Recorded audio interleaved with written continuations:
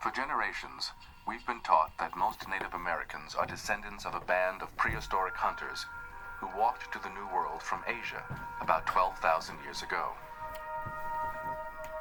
Hunters left their stone points and butchered animal bones at kill sites all across North America. Radiocarbon dating in the 1950s showed that the oldest site was 11,400 years old. 11,400 years ago marked the end of the last ice age, a period when much of North America had been buried beneath massive glaciers up to 2 miles thick. When you've got that much ice on land, what happens is that it draws essentially water out of the oceans. So with that much ice on land, sea levels worldwide are lowered. By lowering sea levels, you expose the continental shelf between Siberia and Alaska. And so you create this entryway, this land bridge. And that made it possible for people to walk to the Americas.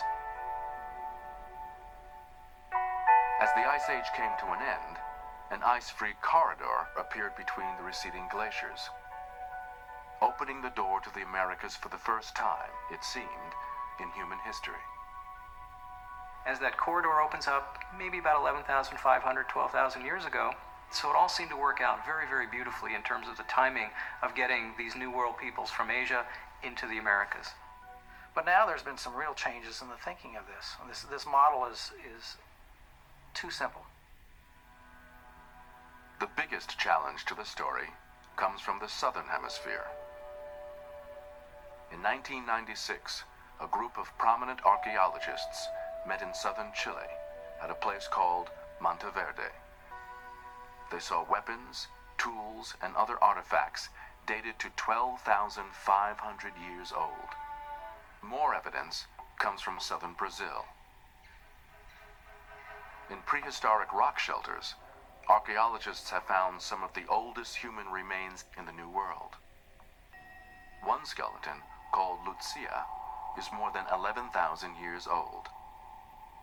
The date of 11,000 makes her potentially the oldest skeleton in the New World.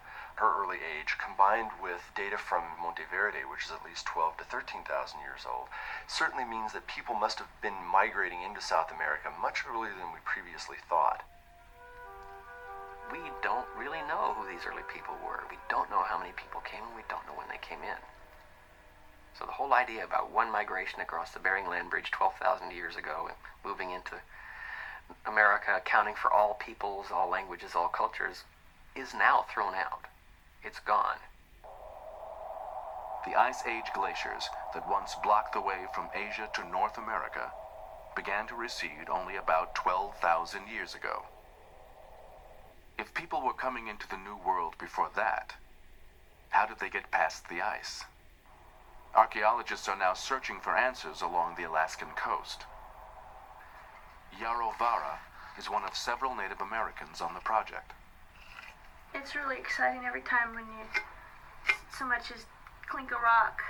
Yeah, it could be an artifact. You never know what it could be. It could be a 10,000-year-old tool. It could be a bone. It could be anything. You just don't know. And so whenever you hear anything, you have to go around it really carefully and find out what it is.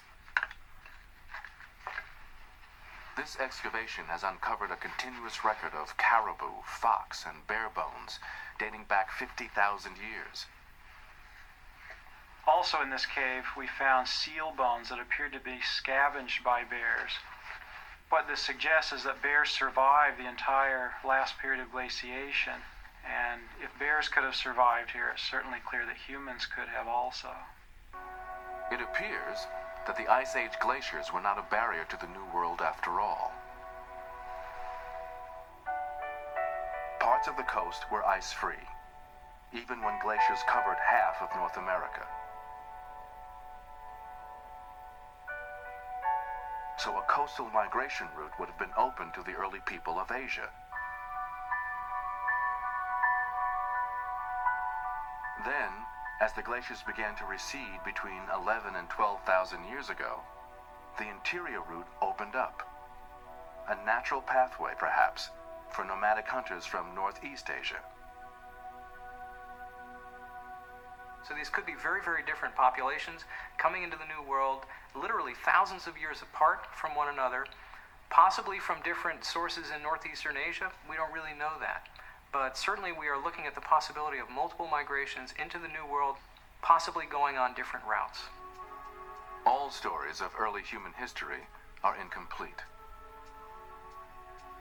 Advances in human genetics, archaeology, and anthropology will add new chapters, or perhaps rewrite it altogether.